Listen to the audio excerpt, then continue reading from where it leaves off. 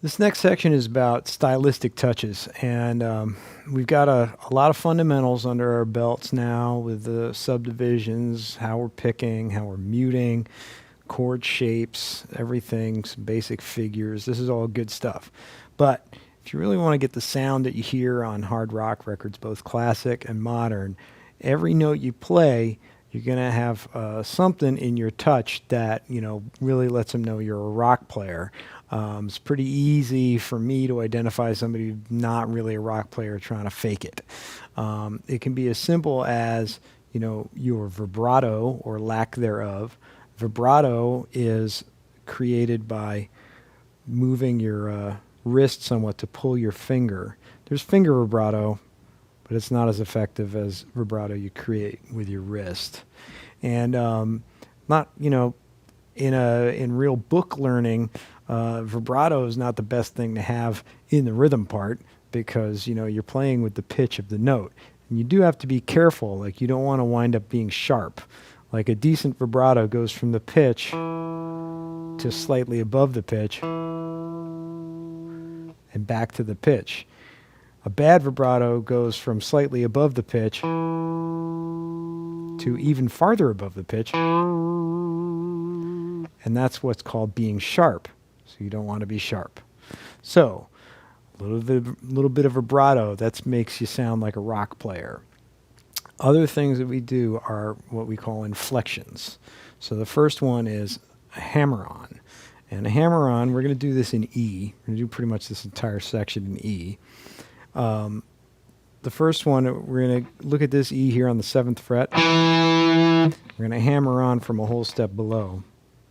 And the hammer-on is created by hammering down this finger hard enough such that it causes the note to sound without being picked. And you do it from the note just below it here, from the D, to create a hammer-on.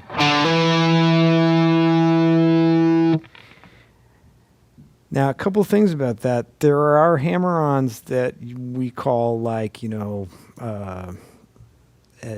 neighbor notes. They're almost not in time. They're so quick.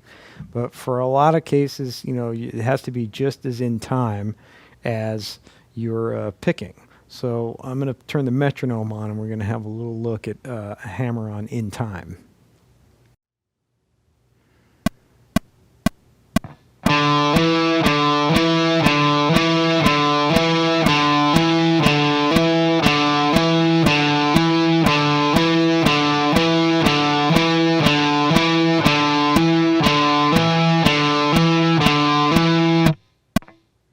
So in that example, I'm showing you how when I'm picking, it's right in time, 1 and 2 and 3 and 4, and then when I'm hammering on, it's also in time.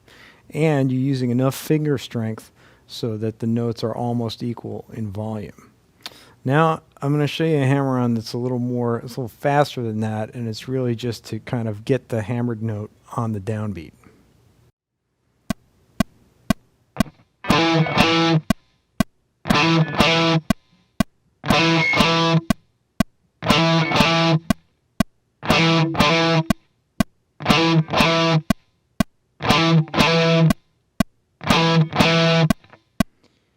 So there, it's really an inflection. It's just happening on the downbeat. Boom, boom.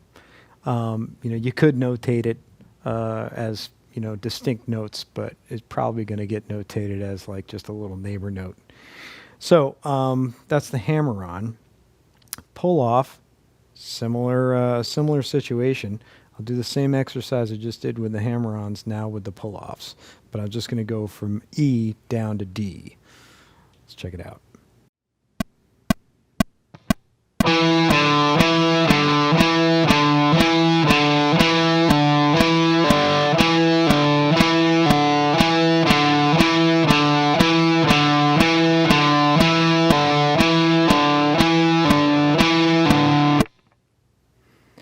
So it's just basic pull off. You have to pull slightly sideways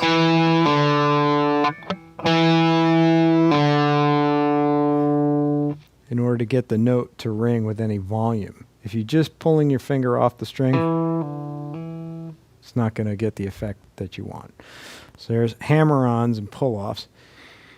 Next thing let's do is a real fun one, pinch harmonics. This is what you get when you bring a little bit of the flesh of your thumb in contact with the string while you're picking it. So on this note E, I'm just going to go at random here and find out what the amp's going to do for me. So I got a note off of that. And what note was it?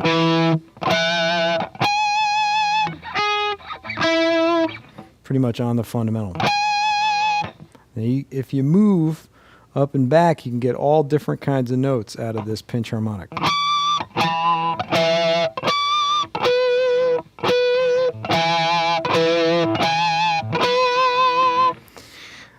This is a real fun thing to play with. You know, the amount of gain you have on the amp, the type of guitar you have, all these things are going to function to make it happen. I'm going to do an example for a little riff example, and I'm going to actually get the harmonic off of the G here on the 4th string. I'm going to do a little some hammer-ons and pull-offs and a pinch harmonic all in the same lick. So let's check it out.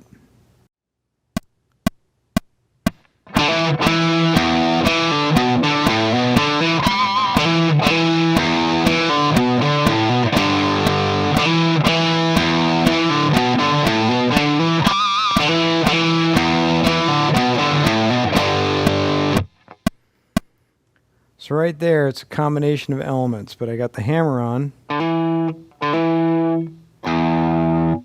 then a little lick,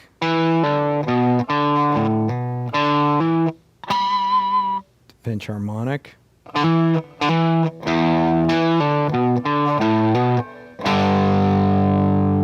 a power chord. So we're combining elements here, but it's important you get these hammer-ons, pull-offs, pinch harmonics, combination of elements. Two other things I'm going to get into right now that are a lot of fun and part of the hard rock milieu, if you will, are the pick slide, which is created by taking the edge of your pick and grinding it along the wound strings. Preferably down 2 strings at once. And here's a hot tip for you. Best to not use the edge of your pick that you're actually playing with. Much better to use the backside of your pick. Many a fine pick has been destroyed by pick sliding against the playing edge. And then suddenly you're like, why does my guitar sound funny? It's like, oh, because I ground a hole into my pick. You can also solve this problem by using stainless steel picks. But I've never... I lose too many. I would probably lose the stainless steel ones right away. And then the other version of a slide, there's the pick slide, which we just looked at, and then the power slide is done with the left hand. And the power slide is or. And then the combo of the two, if you've got like a whole bar to fill, is that kind of thing. There are some really awesome pick slides on recordings from every decade. I think there's one in a recent Bullet for My Valentine song that goes on for a whole bar. I think he probably grinds it all the way from here, all the way down to the nut. You know, you gotta work yourself into this kind of thing because for a long time I didn't do it, and I was very self-conscious if I ever tried to do it. So I'll try and show you a little example here how you might fit a pick slide in to you know, a chord pattern. Let's check it out.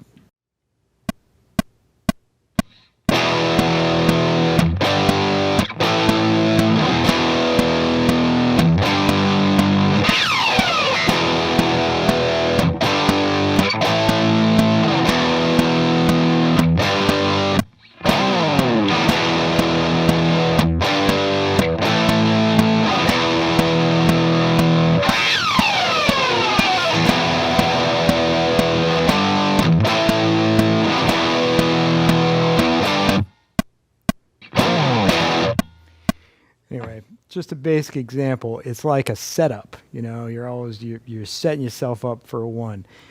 The best thing about a pick slide and a power slide and a lot of these inflections is that they is the intention.